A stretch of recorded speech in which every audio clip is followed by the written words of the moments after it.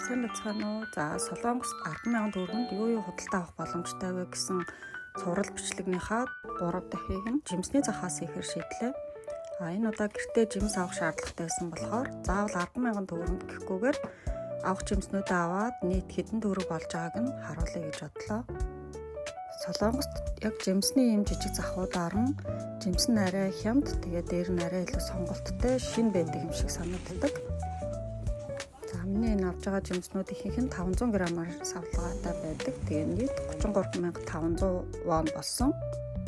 За үнийн дурдвал помидор 5,000, усан үзэм 4,000, гүзээлзэг 9,000, лимон 4,000, черри 5,000, блүберри 3,000, өргөс тэмэх 3,500 болсон.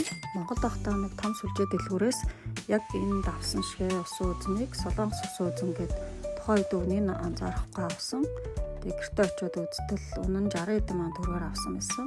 Тэгэхээр энд бол жимсний үнэ хайцангуй нэлээд хямд байдаг юм шиг санагдаж байгаа.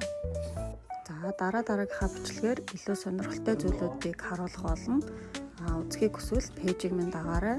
За бичлэгийг минь үзсэн баярлалаа. Баяртай.